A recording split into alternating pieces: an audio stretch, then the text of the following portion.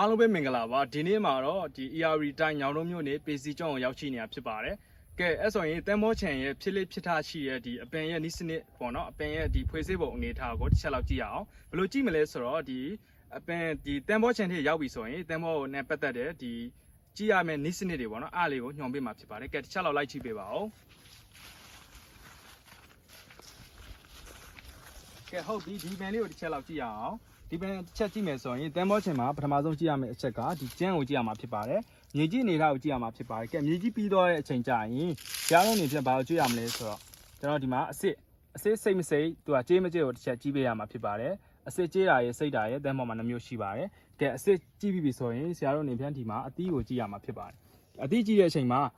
ဒီအသီးရဲ့အနေထားကအသီးမှာပြောက်ကလေးတွေပါလားဆိုတာကြည့်ရမှာဖြစ်ပါတယ်အခုကတော့ဒီမှာပြောက်ကလေးတွေပါတာတွေ့ရတယ်အဲဆိုရင်တော့ဒီပြောက်မပါတဲ့အလုံးထက်ဆိုင်တော့ပြောက်ပါတဲ့အလုံးကတော့နည်းနည်းလေးဒီပွေးစားအရာဆိုရင်တော့အကြိုက်ပေါ်ပါတယ်ကဲအဲဆိုရင်အသီးကိုကြည့်ပြီးပြီဆိုရင်နောက်ဆုံးတစ်ချက်အနေဖြင့်ဘာကြည့်ရမလဲဆိုတော့ဒီမှာပါ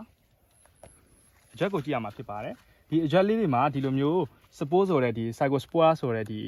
အညိုပြောက်ကလေးတွေပေါ့နော်အဲ့လိုအဝါပြောက်အညိုပြောက်ကလေးတွေရှိသလားဆိုတာချက်ကြည့်ရမှာဖြစ်ပါတယ်ဒါကိုကြည့်ပြီးပြီဆိုရင်ဆရာတို့အနေဖြင့်ဒီမှာအပေါ်မှာရှိတဲ့ဒီအလက်တွေကြည့်ရမှာဖြစ်ပါတယ်ဒီအလက်လေးတွေမှာကျွန်တော်ဒီနှေးစွန်းပုံစံမျိုးဒီမှာအညိုစင်းကလေးတွေရှိလားဆိုတာချက်ကြည့်ပေးပါ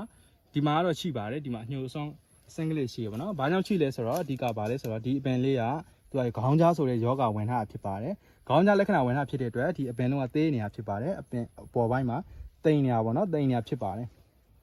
ကဲအားလေးကြည့်ပြီးဆိုရင်နောက်တစ်ချက်အနေဖြင့်ဘာကြည့်ရမလဲဆိုတော့အပွင့်နဲ့အသီးကိုကြည့်ရမှာဖြစ်ပါတယ်